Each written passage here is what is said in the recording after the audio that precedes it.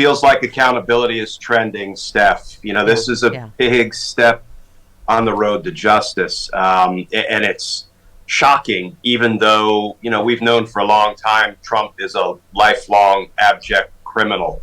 The fact that he stole materials from the White House, brought them down to Mar-a-Lago, they clawed back 15 boxes. I'm sure Trump and his people over and over again assured law enforcement authorities in the National Archives, we gave you everything, and then we learned that they were subpoenaing things, and Trump and company were refusing to give them up. They subpoenaed surveillance tapes to see who might be accessing what we now suspect might be documents pertaining to nuclear weapons systems, and still they couldn't get them back, so they finally go in and execute a search warrant. We can talk about what goes into getting a federal search warrant. I've done it hundreds of times. It ain't easy in normal circumstances.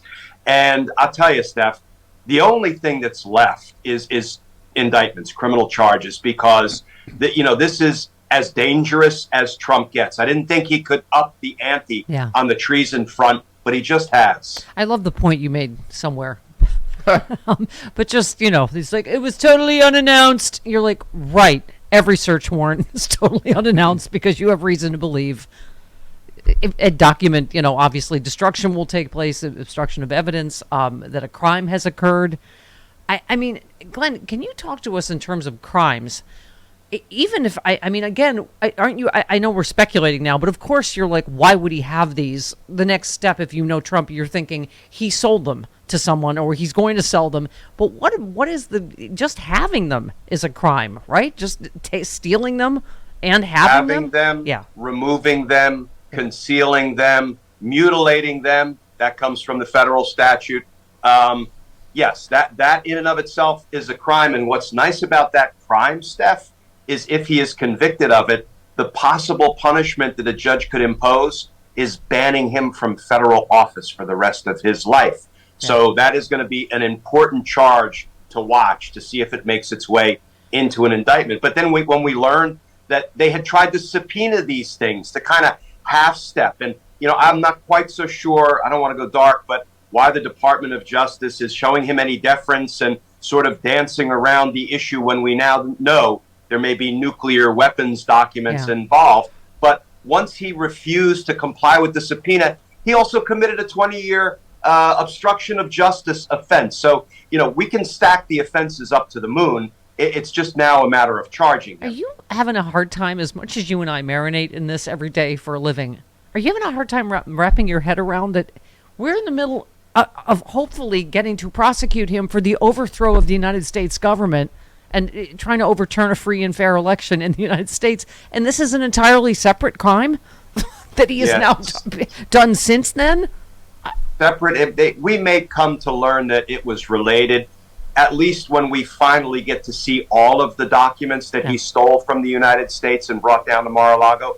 I have a feeling you're going to begin to see some connections between those documents and his efforts to overthrow the government, but that will come down the road. But you're right. How do you wrap your mind around a president who tried to steal the election, kill our democracy, and now he's got nuclear secrets? We know what he was doing with them. He wasn't, building a mock nuke in the backyard of Mar-a-Lago for the kids to play with. It was the grift, right? He was probably going to sell it to the adversaries of the United States. Or did. Are we going to find out the $2 billion from Saudi Arabia it's a lot of money, right? Let me just talk to you about this latest reporting this morning. National security experts were also shocked that signals intelligence was recovered. So it's not even just the nuclear stuff. Former senior intelligence officials said during the Trump administration, highly classified intelligence about sensitive topics, including about intelligence gathering in Iran, was routinely mishandled. One former official said the most highly classified information often ended up in the hands of personnel who didn't appear to have the need to possess it, weren't authorized to read it.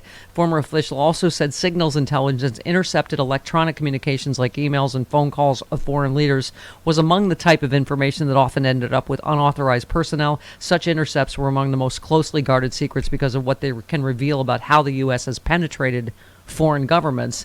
One person familiar with the inventory of the 15 boxes taken from Mar-a-Lago indicated signals intelligence material was in them.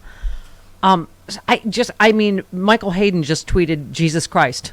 I mean, look, so that's what intelligence professionals are saying. They said, Bill Kristol said, people ask why would Trump keep documents? Plenty of possible reasons, e.g. this is pure speculation. Signals intel on MBS and Jamal Khashoggi or on Saudi nukes are the kind of docs you'd want in case you had to remind the Saudis to keep the money coming. One historian said, if it was you or I and not Trump who were in possession of top secret documents about nuclear weapons or signals intel, well, you and I would be handcuffs in a very bright room with glam rock playing in our ears, yet he plays the victim. Again, every time like you think we're at the end of a bombshell, right? It's and I didn't even know what signals intelligence was until this morning, but that's another layer, right? It is. And you know what this proves, Steph? It proves the folly of having a policy that says you can't indict a sitting criminal president because people knew he was mishandling classified documents all day, every day. That poses a danger to our national security. And by all accounts, we did nothing about it. Why? Because a sitting president gets to commit as many crimes as he wants while in the Oval Office with impunity. That's insanity. That's banana republic approach to government.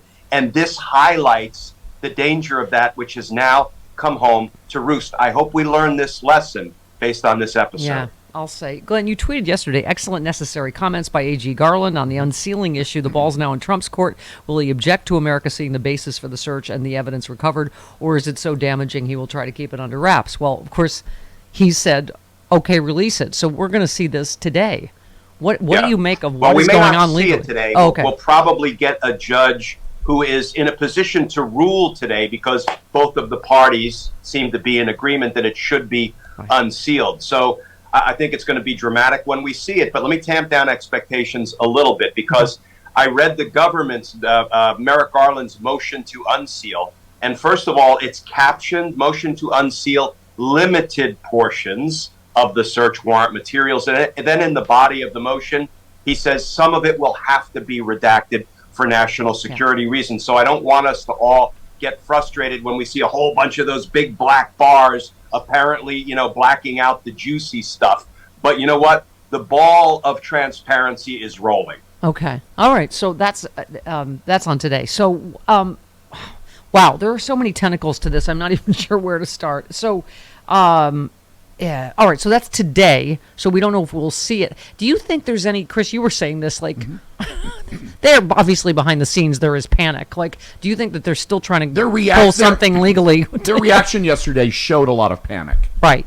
I mean, they were kind of all over the place. Right. But you think this will be, I'm just saying, are there some legal maneuvers left we're not seeing that he can say, well, oh, yes, release it? But first of all, Trump, I think, knew or was advised that it didn't really matter what position he took regarding the unsealing. The judge was going to unseal because this is of searing national interest and because Donald Trump is lying about it. So we have to unseal it just to meet the force of Trump and the Republican machine's lies about this. So Trump may have, though, made the calculation.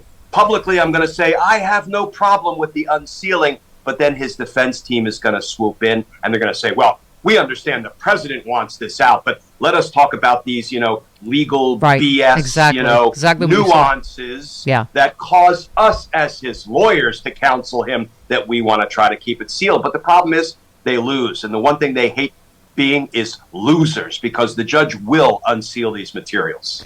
How dumb on a legal scale is going all in on this planting evidence, which Trump just did again this morning? It's not done with his base. His base, they're so gullible, they'll believe anything. And he'll say, they planted evidence, send me money. Right? That's his game. Wouldn't the what's FBI... even dumber, Steph? What's even dumber is the Republican machinery yelling and screaming about how this was all political and it was a witch hunt before they knew what the FBI had recovered, because they're about to be exposed for the political thugs they are. Nobody does political thuggery like Kevin McCarthy, right? Threatening Merrick Garland, you better clear your calendar and preserve your documents. Guess what, sport?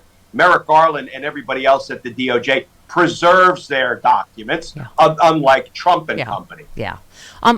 Well, right. Speaking of which, I just have to ask: have you changed your view on Merrick Garland?